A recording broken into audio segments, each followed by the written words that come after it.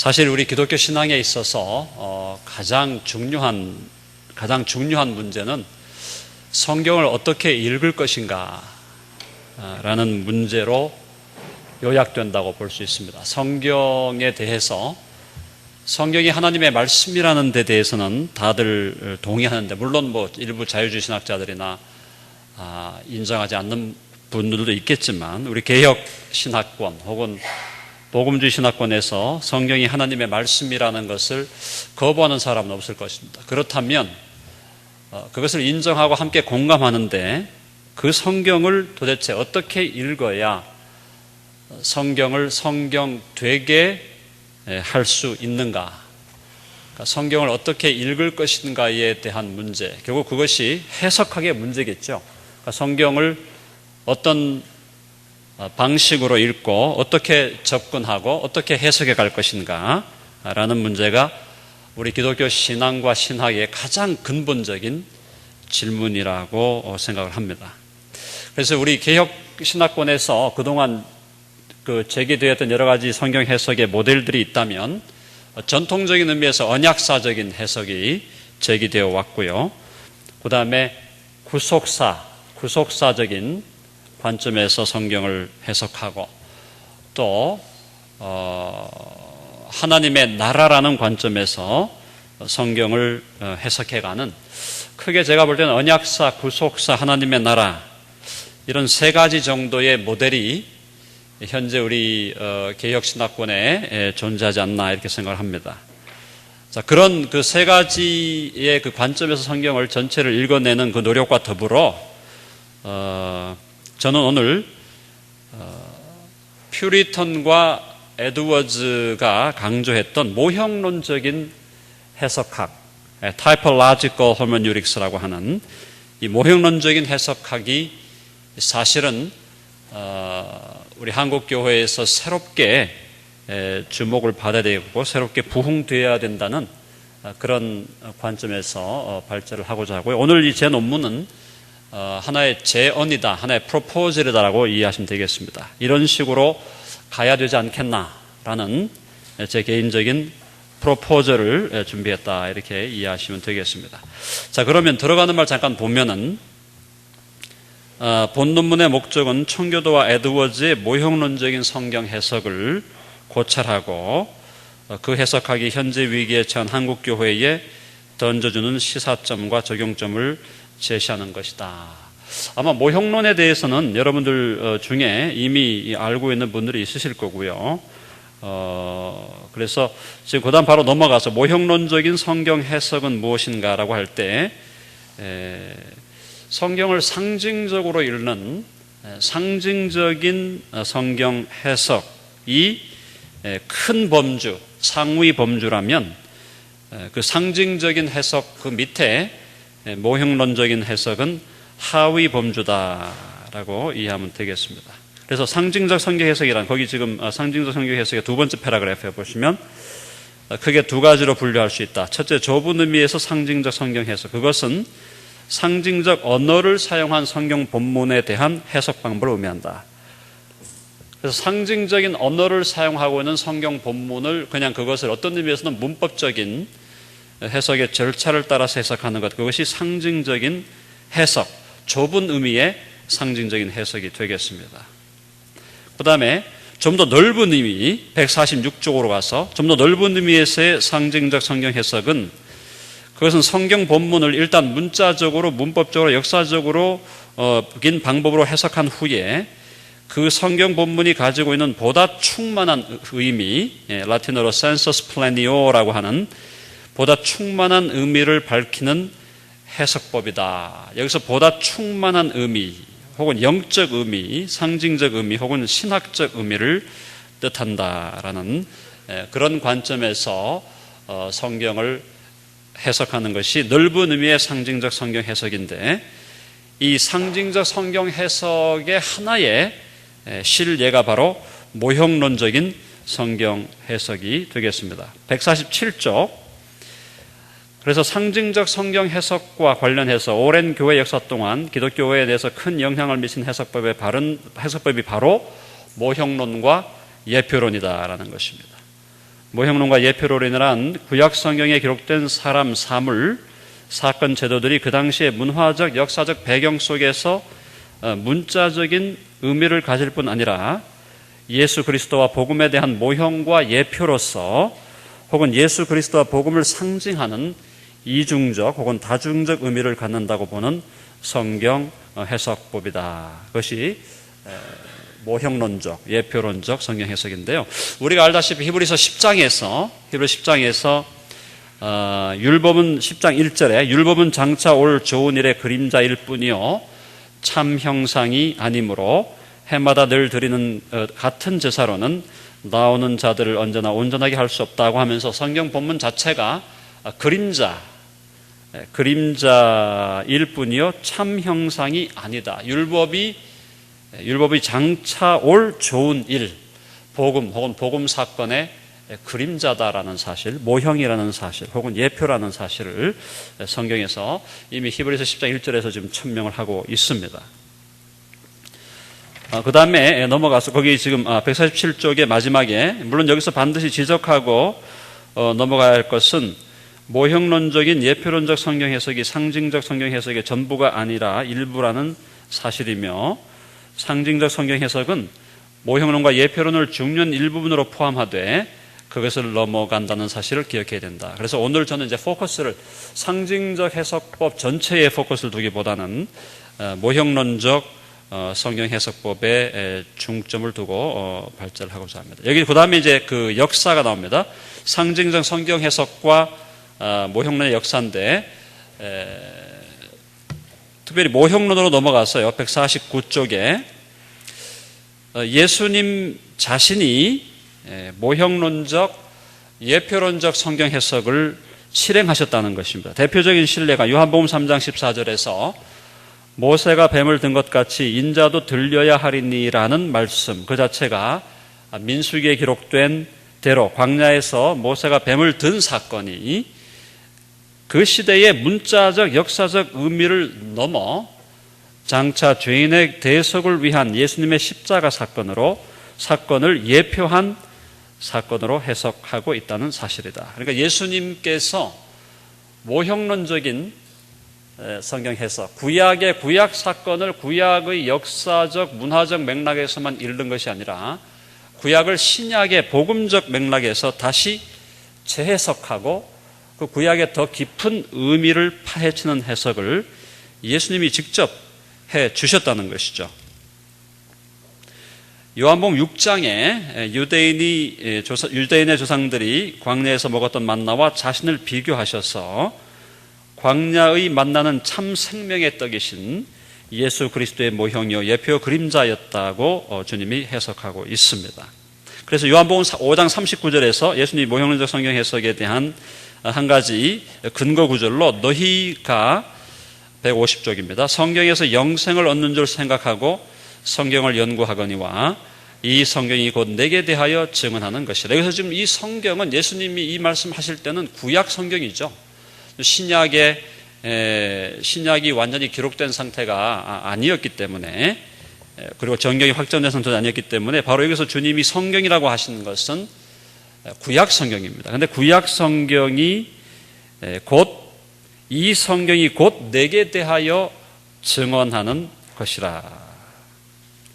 이렇게 이해했을 때 물론 구약 성경에서 구약에서 구체적으로 메시아를 예언하고 메시아에 대해서 약속하는 구절 얼마든지 있지만 그걸 넘어서서 그래서 예수님은 구약 성경이 역사와 율법과 시와 잠언과 예언 등 다양한 장르의 본문을 포함하고 있지만 결국 모든 성경은 예수님에 대한 증언임을 확인하신 것이다. 동시에 구약 성경을 해석할 때 문자적, 문법적, 역사적 해석을 넘어서 영적, 신학적, 상징적, 예표론적, 모형론적, 기독론적 해석으로 나아가야 함을 확정하신 것이다. 네. 예수님이 그렇게 하셨고요. 그다음 사도들 중에 특별히 사도 바울 고린도전서 10장에서 이스라엘 백성이 홍해를 건넌 사건을 그들이 단체적으로 세례를 받은 사건으로 해석하고 광야에서 물을 낸 반석을 예수 그리스도의 모형과 예표로 해석하므로 사도 바울 역시도 모형론적인 해석을 분명히 해주고 있습니다.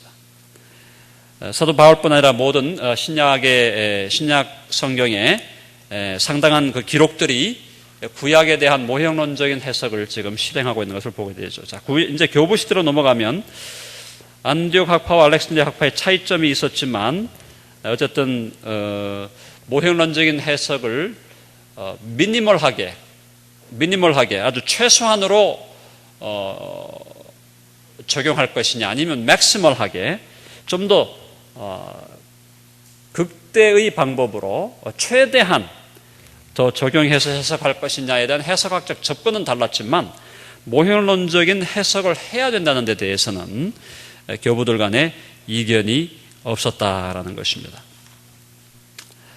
넘어가서 우리 152쪽에 오리겐을 보면, 오리겐에 와서 이제 그 상징적인 해석이나 아니면 그 모형론적 예표론적인 해석이 알레고리로 풍류적인 해석으로 이탈하는 그런 모습을 우리가 보게 됩니다.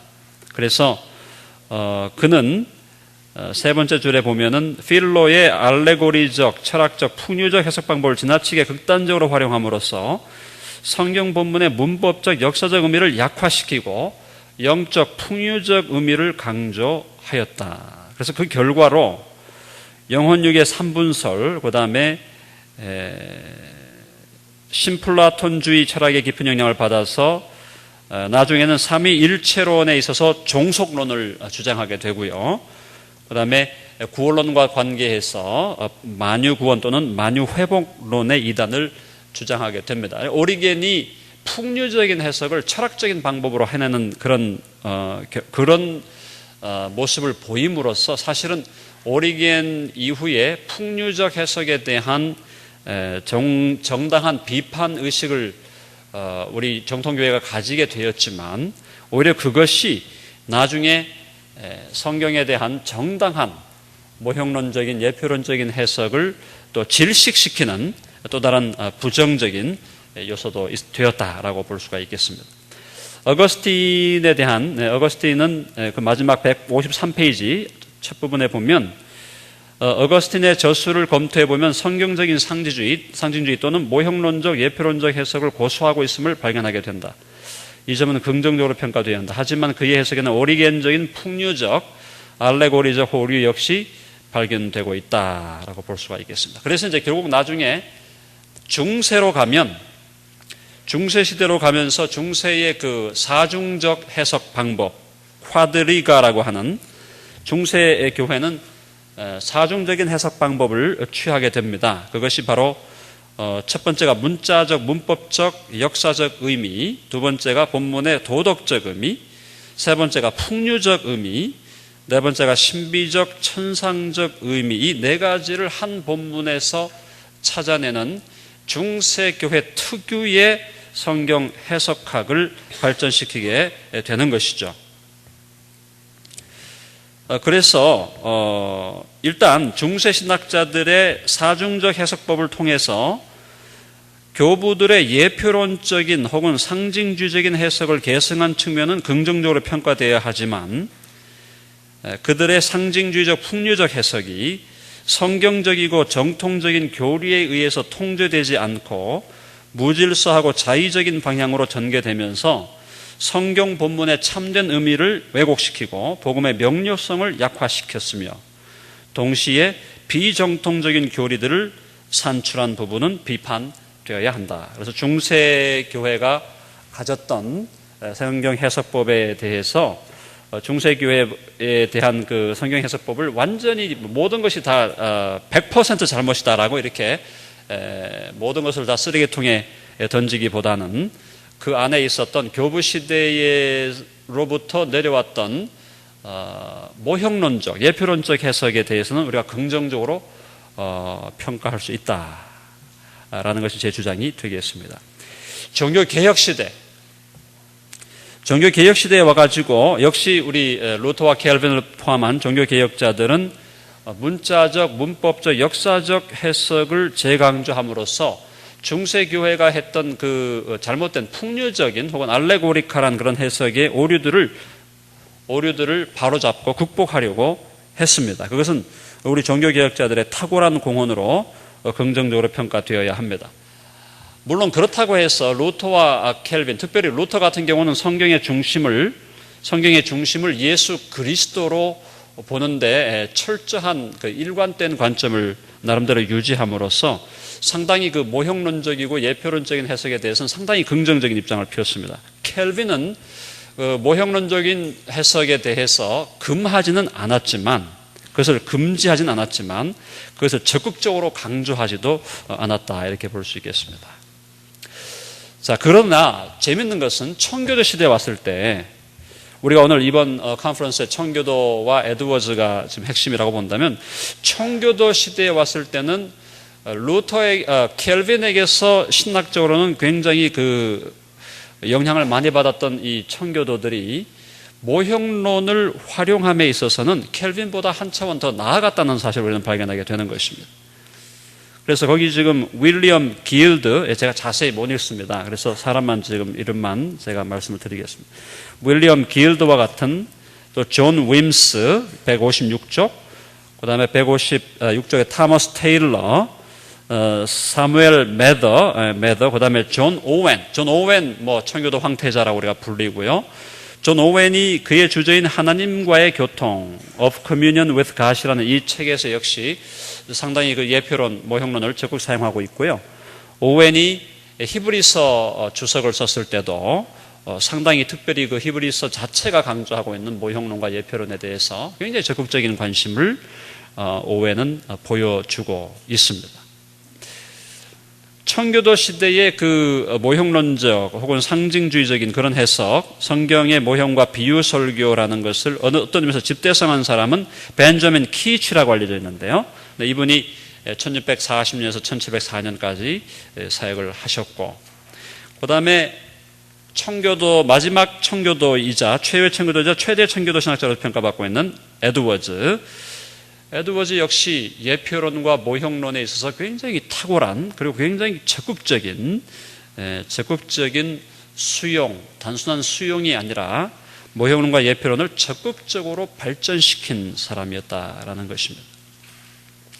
그의 대표자 구속사를 통해서 자신의 해석학적 관점을 적극적으로 피력하였고, 그 다음에 그의 그 모형론적인 저작들을 통해서 모형론을 혁신적으로 158쪽입니다. 확장시켰으며, 모형론을 성경 해석을 넘어 역사와 자연의 영역에 적용시키는, 상당히 지금 이 에드워즈는 모형론을 성경 해석의 차원에서 국한시키지 않고 역사와 자연의 영역에까지 적용을 시켜버리죠. 그래서 구약이 신약의 모형이었던 것처럼 자연세계는 영적 세계의 모형이라고 주장을 하게 되는 것입니다. 그래서 에드워즈의 모형론적인 저작은 신적인 것들에 대한 이미지와 상징들, 모형 노트, 그리고 메시아의 모형들과 같은 그런 소논문들을 포함하고 있습니다.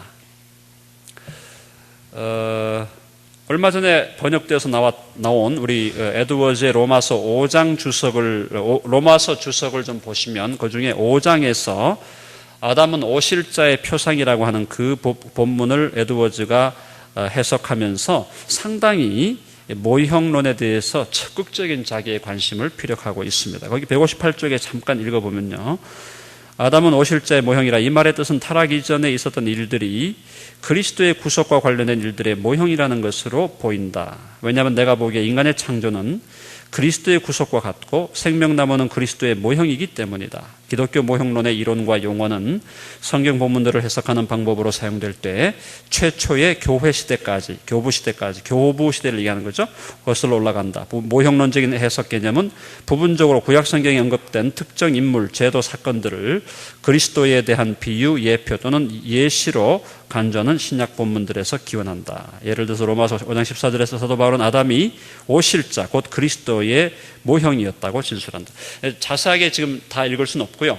그 다음에 159쪽에 에드워즈의 주장을 좀 더 인용해 보면은 거기 자세히 나와 있습니다. 아주 상당히 예표론을 깊이 있게 들어가고 있다는 거, 상당히 확대해서 들어가고 있습니다. 그래서 거기 잠깐 우리가 보면은 인용된 본문 중에 두 번째 줄 보시면, 아담은 여러 가지 면에서 그리스도의 모형이었다.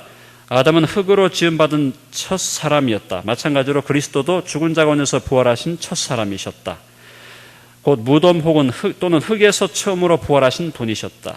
또 그리스도는 사람의 죄와의 열매들인 비천하고 낮은 상황, 연약함, 치욕과 비참에서 일으킴을 받은 첫 사람이었다. 아담은 모든 인간 가운데 처음으로 지음받은 존재였다. 마찬가지로 그리스도도 모든 피조물 가운데 처음으로 나신 분이었다. 아담이 깊이 잠들었을 때 그의 가슴에서 그의 뼈 중에 뼈와 살 중에 살이 취해져 여자가 만들어졌다. 마찬가지로 그리스도도 그분의 죽음의 깊은 잠에 계셨을 때 말하자면 그분의 초월적인 사랑에서 교회가 만들어졌다. 아담은 모든 인간의 자연적 조상이었다. 마찬가지로 그리스도 새 창조 속에 있는 모든 사람의 영적 조상이시다. 아담은 자기의 모든 후손의 연합적 머리가 되었다. 마찬가지로 그리스도 자신의 모든 후손의 연합적 머리가 되신다. 160쪽으로 넘어가서 에드워즈는 모형론에 대해서 거기 마지막 인용 본문입니다. 이상으로 보아 다음 네 가지 사실이 예표 관계에 있다. 첫째는 아담의 대형이신 그리스도의 하나님의 영광의 광채와 그분의 인격의 명백한 형상. 둘째, 신적 인간이 되시기 위하여 신성과 연합하게 되는 사람이신 그리스도 예수. 셋째, 신인으로서 하나님의 형상을 가지신 그리스도. 이것은 세상을 통치하고 심판하시는 대리인으로서 성부 하나님의 인격을 대표한다. 넷째, 하나님과 사람들 간의 연합의 획기적인 진전. 이것을 통해 사람들은 영원하신 하나님의 아들의 아름다움과 생명, 존귀, 기쁨 속에 참여하고 따라서 그분의 영광과 칭교를 통해 영광의 칭교를 통해 신들이 됨으로써 신성에 참여하는 자가 된다라고 에드워즈가 지금 로마서 주석에서 상당히 포괄적이고 깊은 모형론적 해석을 가하고 있습니다. 자, 그렇다면 오늘 한국교회적 정황으로 돌아갈 때 모형론적 예표론적 성경 해석은 어떤 의미에서 유익을 주는가? 저는 두 가지 의미에서 유익을 준다고 봅니다. 첫 번째는 성경의 중심이신 예수 그리스도를 발견하게 된다는 것이죠. 거기 161쪽 모형론적 예표론적 성경 해석이 가져주는 가장 큰 유익은 모형론적 예표론적 해석하기 전체 성경의 중심인 예수 그리스도를 재발견하게 해준다는 데 있다. 오늘날 한국교회 강단의 가장 심각한 문제점은 예수 그리스도가 선포되고 있지 않다는 사실이다. 많은 강단에서 예수 그리스도의 인격과 십자가와 부활과 재림에 대한 설교는 점점 사라져버리고 무시되고 있다. 예수 그리스도가 아니라 인간의 처세술, 성공학, 자기개발 원리, 긍정적 사고방식, 기복주의, 번영주의, 율법주의가 수많은 강단을 지배하고 있다. 모든 성경이 곧 자신에 대한 증거요, 증인이라고 하신 예수 그리스도의 말씀이 완전히 무시당하고 있는 것이다. 바로 이런 그 한국교회 위기 상황을 볼 때 특별히 구약을 예수 그리스도라는 관점에서 읽고 예수 그리스도 구약에 나오는 많은 내용들이 예수님에 대한 모형이다, 예표다라고 해석하는 모형론적 해석이야말로 구약을 읽고 예수님을 증거할 수 있는 좋은 길이다라는 것이죠. 162쪽 넘어갑니다. 예를 들어 창세기 1장 26, 28절에서 하나님께서 아담과 하와를 창조하시고 복주신 사건은 인간 창조와 하나님 형상론과 같은 인죄론적 의미만을 담고 있는 것이 아니다. 이 사건은 성경의 중심이신 예수 그리스도의 관점, 즉 기독론의 관점에서 해석되어야 한다. 다시 말하면 창세기 1장 26, 28절에 아담은 예수 그리스도의 모형이자 예표이다. 아담이 옛 인류의 대표라면 예수 그리스도는 새 인류의 대표이다. 아담이 하나님의 형상을 따라 창조되었다면 예수 그리스도는 하나님의 형상 자체이시다. 아담에게 주어진 자손 번창, 땅 정복, 만물 통치의 복은 하나님의 나라를 이루라는 위임이었다. 이 복은 궁극적으로 예수 그리스도를 통하여 그리고 예수 그리스도 안에서 성취된다. 로마서 5장에서 사도 바울은 아담이 오실 자의 모형이라고 선언한다. 첫 인류의 대표로서 아담의 실패는 둘째 인류의 대표로서 예수 그리스도의 성공과 대조된다. 고린도전서 15장에서 바울은 아담은 산 영이었지만 예수 그리스도는 살려주는 영이 되었다고 증거한다. 계속 읽겠습니다. 중요한 부분이기 때문에. 결국 모형론적 예표론적 성경에서는 구약의 모든 곳에서 예수 그리스도를 발견하게 해주며 그 안에서 생명과 기쁨과 은혜를 누리게 해준다. 그래서 사도 바울은 구약에 대한 그리스도 중심적 해석을 수건이 벗겨지는 해석이라고 주장한다. 우리가 이 같은 소망이 있으므로 담대히 말하노니 우리는 모세가 이스라엘 자손들에게 장차 없어질 것에 결국을 주목하지 못하게 하려고 수건을 그 얼굴에 쓴 것 같이 아니하노라. 그러나 그들의 마음이 완고하여 오늘까지도 구약을 읽을 때에 그 수건이 벗겨지지 아니하고 있으니 그 수건은 그리스도 안에서 없어질 것이라. 오늘까지 모세의 글을 읽을 때에 수건이 그 마음을 덮었도다. 그러나 언제든지 주께로 돌아가면 그 수건이 벗겨지리라. 주는 영이시니 주 영이 계신 곳에는 자유가 있느니라. 우리가 다 수건을 벗은 얼굴로 얼굴을 보는 것 같이 주의 영광을 보매 그와 같은 형상으로 변화하여 영광에서 영광에 이르니 곧 주의 영으로 말미암음이니라. 바울에 의하면 구약을 예수 그리스도 중심으로 읽지 못하는 것은 바로 그 수건이 그 마음을 덮은 해석, 완고한 해석이다. 그러나 구약을 읽고 해석할 때 주께로, 즉 그리스도 예수께로 돌아가면 수건이 벗겨지며 그리스도의 영광을 보게 되고 그리스도의 형상으로 변화하게 된다. 성경이 주어진 목적이 하나님의 사람으로 온전하게 되는 것, 디모데후서 3장 17절이라면 구약은 반드시 예수 그리스도 중심적으로, 즉 모형론적, 예표론적 관점에서 읽고 해석되어야 한다. 이것이 저의 주장이 되겠습니다. 두 번째, 모형론의 유익은 구약에 대한 복음적인 해석입니다. 오늘날 한국교회를 짓누르고 있는 다른 복음인 율법주의와 기복주의는 구약 성경에 대한 복음적 해석의 결핍에 기인한다. 일반 성도들뿐 아니라 수많은 목회자들도 구약은 율법, 신약은 복음이라는 단순한 이분법적 구도를 전혀 의문의 여지가 없는 절대적 진리라고 생각하고 있다. 이런 생각의 저변에는 구약에는 복음도 은혜도 없고 오직 율법과 정죄만이 있는데 신약에 와서야 복음과 은혜를 발견할 수 있다는 편견이 자리하고 있다. 그래서 복음을 설교하고 싶어하는 일부 뜻있는 목회자들도 구약에 대해서 좀처럼 설교하지 않는다. 왜냐하면 이들도 신약은 복음이지만 구약은 율법이라는 도식에서 좀처럼 빠져나오지 못하고 있기 때문이다. 복음을 설교하겠다는 그들의 선한 의도에도 불구하고 구약에 대한 복음적 설교를 향해서는 한 발자국도 전진하지 못하고 있는 것이다. 그러나 하지만 넘어가겠습니다. 하지만 구약을 모형론적으로 예표론적으로 해석할 때 우리는 구약에 계시되고 있는 복음을 참되게 발견하게 될 것이다.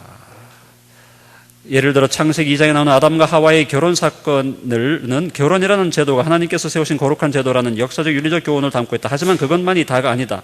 그 정도의 해석에서 멈춰서는 안 된다. 그것은 진정한 의미에서 복음적 해석이 아니다. 창세기 2장의 아담과 하와의 결혼 사건은 모형론적으로 해석되어야 된다. 그때야 그 본문은 복음적으로 더 심오한 의미를 담고 있는 것으로 해석될 수 있기 때문이다. 그래서 제가 자선서 해석을 했고요. 그래서 거기 지금 64쪽의 마지막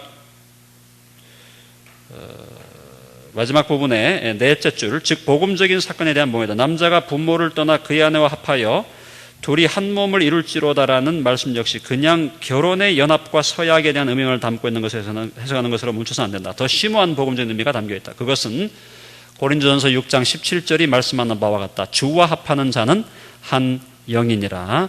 아담과 하와가 결혼을 통하여 둘이 한 몸을 이룬 사건은 장차 예수 그리스도와 교회가 영적인 연합을 통하여 한 영이 될 것, 즉 심오한 복음적 사건에 대한 모형과 예표로 해석되어야 한다는 것입니다. 넘어가서 165쪽 중간, 조직신학 구원론에서 그리스도와의 연합론이 가지는 중대한 신학적 의미를 조금이라도 인식하고 있는 사람이라면 창세기 2장의 아담과 하와의 결혼 사건이 얼마나 심오한 복음적 의미를 담고 있는지 깨닫게 될 것이다. 그 다음에 출애굽기, 레위기 쭉 넘어가죠. 그래서 출애굽기, 레위기, 이스라엘 제사제도, 그 다음에 제사 요소, 짐승 제물, 모든 것들이 다 예수님의 예표고요. 넘어가서 166쪽, 예수 그리스도께서 중보자로 가지고 계신 메시아의 삼중직의 관점에서 볼 때도 구약의 왕, 제사장, 선지자들은 모두 예수 그리스도의 모형이요 예표다라는 사실.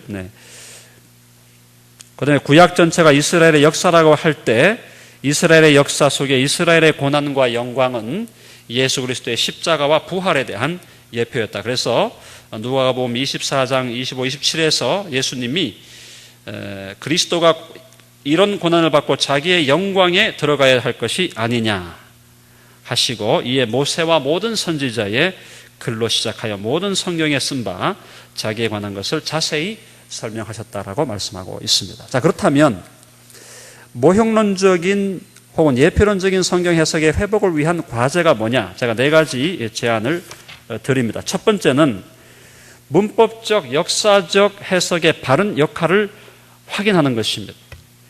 모형론적인 해석을 우리가 실행하려고 할 때 반드시 문법적, 역사적 해석을 해야 되는 것이고 거기에 충실한 해석이 이루어져야 된다는 것이죠.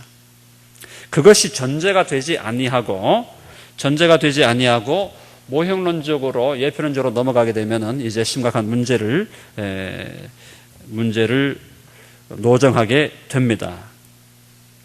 그래서 우리는 전통적으로 우리 종교 개혁자들을 포함한 개혁주의권에서 강조했던 문법적 역사적 해석의 바른 역할, 그것이 성경에 대한 기본적인 플레인하게 평범하면서도 분명하게 성경을 읽어내는 1차적인 접근이라는 사실을 분명하게 우리는 확인을 해야 한다는 것입니다. 그래서 167쪽 마지막에 많은 사람들은 모형론적, 예표론적 성경 해석을 주창하는 자들이 문법적, 역사적 성경 해석을 무시함으로써 성경 본문의 바른 의미를 왜곡시킨다고 오해한다. 하지만 그것은 정말 단순한 오해요 기율 뿐이다. 모형론적, 예표론적 성경 해석이 정당하고 바르게 이루어지기 위해서는 문법적, 역사적 해석의 단계를 반드시 거쳐야 하며 또 그 해석 과정이 정당해야 한다.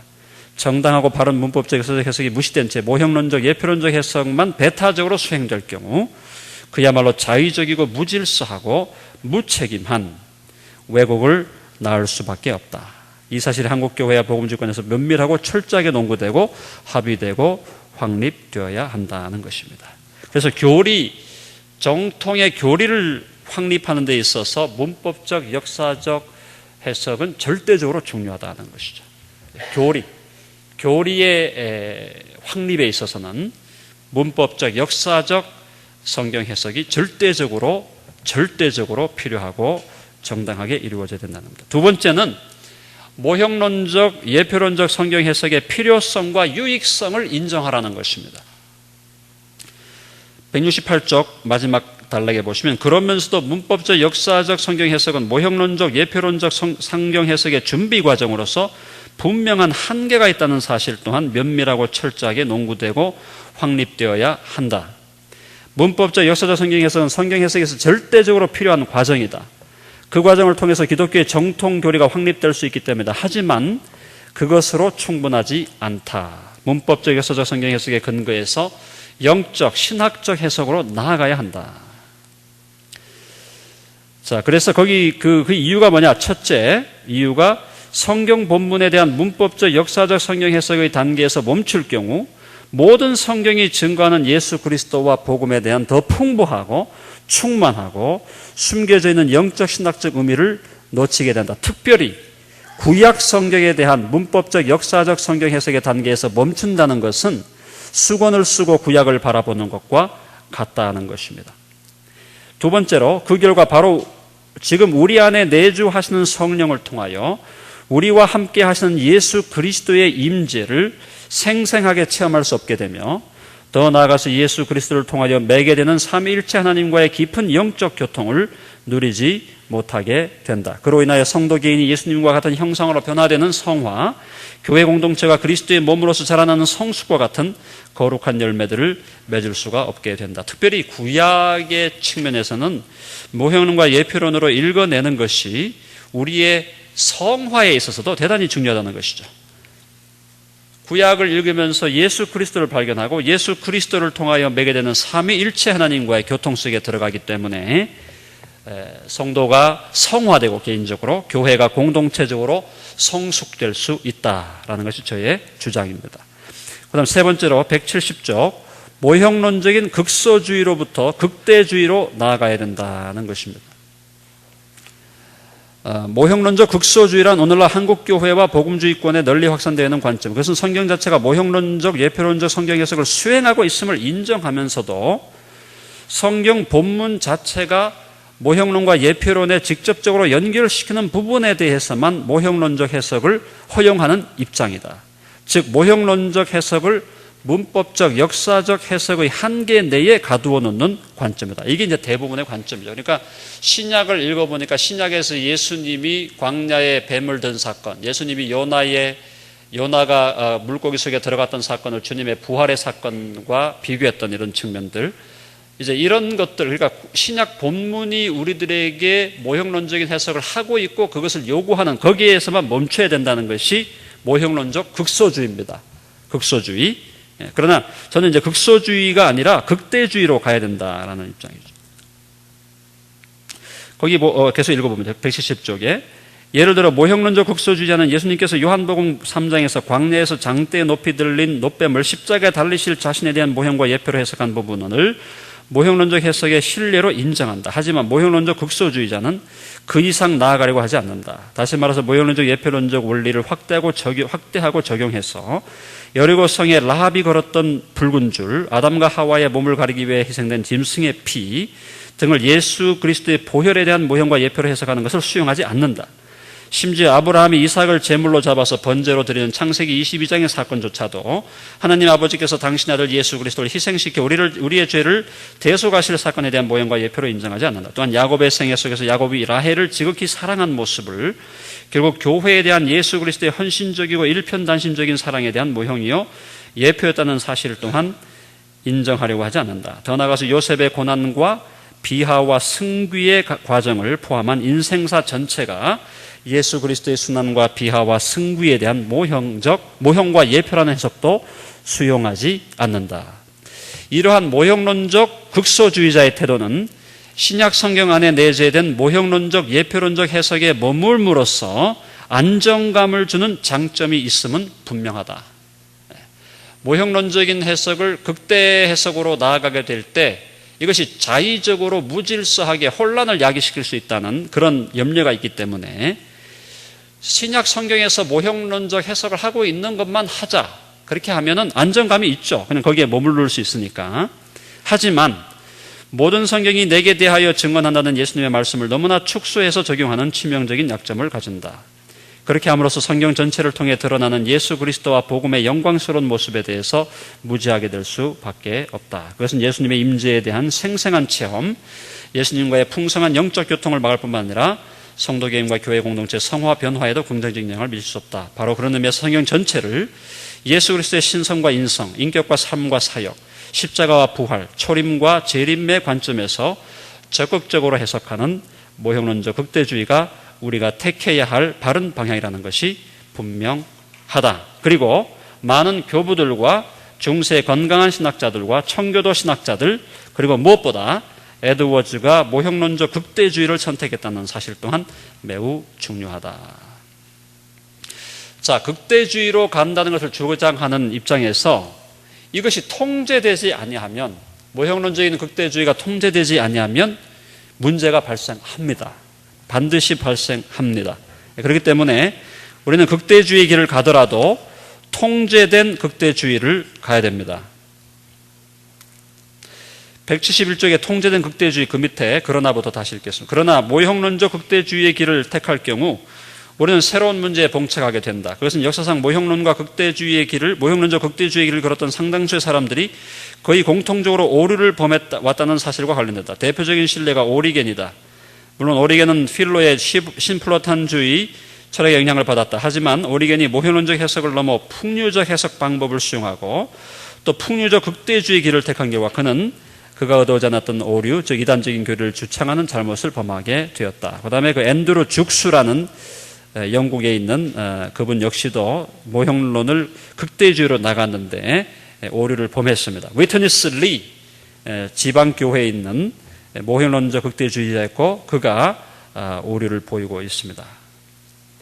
결국 172쪽 마지막 패러그래프, 모형론적 극대주의가 어떤 한계 내에서 적절하게 통제되지 않을 경우 모형론적 극대주의는 자의적이고 무질서하고 무책임하고 왜곡된 성경 해석을 낳게 되고 그 결과 교리적 오류를 범하고 이단과 사이에 빠져있게 될 위험성을 항상 가지고 있다는 것을 우리는 확실하고 분명하게 직시해야 된다. 건강하고 균형 잡힌 극대주의와 이단과 사이비의 길을 가게 되는 왜곡된 극대주의 사이는 종이 한 장 차이에 불과하다.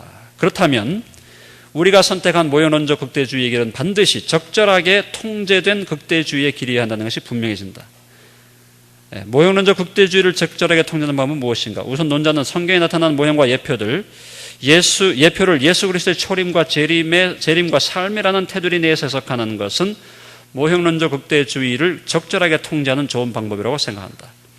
철저한 기독론적 집중을 통해서 모형론적인 극대주의의 무질서와 자의성과 왜곡을 막을 수 있다. 하지만 논자는 모형론적 극대주의의 위험성을 적절하게 통제하기 위해서는 단순한 기독론적 집중을 넘어 조직신학의 전체적인 틀을 총체적으로 사용하는 통제 방식으로 나아가야 한다고 믿는다.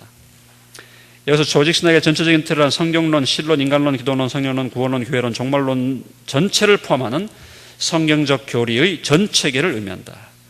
특별히 신론에 있어서 삼위일체론은 절대적으로 중요하다. 모형론적 극대주의를 수용했던 오리겐이 삼위일체론을 반대하는 정성론의 이단으로 주장했고, 위트니스 리 역시도 삼위일체론의 왜곡이 심각하다. 자, 그래서 우리 174쪽 넘어갑니다. 173쪽. 173쪽의 마지막 세 번째 줄. 정통 삼위일체론에 뿌리 박힌 성경적이고 정통적인 교리의 전 체계가 모형론적 극대주의 해석을 통제할 때에만 모형론적인 극대주의가 쉽게 빠져들 수 있는 왜곡과 위험을 근원적으로 봉쇄할 수 있다. 그런 의미에서 논자는 성경을 가장 풍성하게 해석해주는 모형론적 극대주의의 길을 우리가 바르고 온전하게 걸어가기 위해서는 건강하고 균형 잡힌 조직신학과 교리에 대한 바르고 철저하고 면밀한 지식이 절대적으로 동반돼야 한다고 믿는다. 바로 여기에서 우리는 성경신학과 조직신학 간에 맺어져야 할 바른 관계에 대한 단초를 얻을 수 있다. 그것은 모형론적 극대주의를 통해 풍성해진 성경신학은 조직신학 작업을 더 풍성하고 심오하게 해주며, 역으로 건강하고 균형 잡힌 조직신학은 모형론적 극대주의를 적절하게 통제해줌으로써 건강한 성경신학 작업을 가능하게 해준다는 것이다. 성경신학과 조직신학 간에서 건강한 상호 의존 관계가 형성되게 되는 것이다. 삼위일체론적으로 말하면 성경신학과 조직신학의 건강한 상호 내주의 관계가 형성된다는 것이다. 결론을 내리겠습니다. 이제 결론을 내려야 할 것 같다. 논자는 모형론적 극대주의를 수용하는 모형론적 예표론적 성경 해석의 길이 한국교회와 복음주의 신학계가 앞으로 나아가야 할 여러 방향들 중 하나라고 믿는다. 하지만 우리가 이 길을 건강하게 걸어가기 위해서는 네 가지 중대한 과제를 극복해야 된다. 그것은 첫째, 문법적 역사적 해석이 해석의 바른 자리와 한계를 확인하는 것이다. 둘째, 모형론적 해석의 필요성과 중요성과 유익성을 인정하는 것이다. 셋째, 모형론적 극소주의를 넘어서 모형론적 극대주의로 나아가면서 그렇게 나아가야 할 정당한 이유를 확인하는 것이다. 네 번째, 모형론적 극대주의의 길을 가되 정통 조직신학과 성경적인 교리의 전체계에 의해서 적절하게 통제되는 극대주의의 길을 가는 것이다. 이 네 가지 과제를 적절하게 극복할 때 우리는 성경 전체가 우리에게 증거하는 예수 그리스도 그리고 삼위일체 하나님과 더욱 깊은 교통을 누리게 될 것이고, 그 결과 우리 개인과 교회 공동체가 더 새로워지고 성화됨으로써 다시 오실 주님의 길을 신실하게 예비할 수 있게 될 것이다. 이런 거룩한 복이 우리 조국교회와 세계교회에 속히 임하게 되기를 간절히 기도한다. 그래서 아까 제가 처음 말씀드린 것처럼 언약사적 성경 읽기, 후속사적인 성경 읽기, 그 다음에 하나님 나라의 관점에서 성경 읽기를 우리가 지속해 나가면서도 그 컨텍스트에서 특별히 구약을 예수 그리스도에 대한 구약에 나오는 많은 사건들과 인물들과 많은 제도들을 예수님과 그 복음 사건에 대한 예표로 모형으로 해석하는 모형론적 해석을 우리가 회복할 때 한국교회가 긍정적인 방향으로 갈 수 있다 하는 것이 제 주장이 되겠습니다. 감사합니다.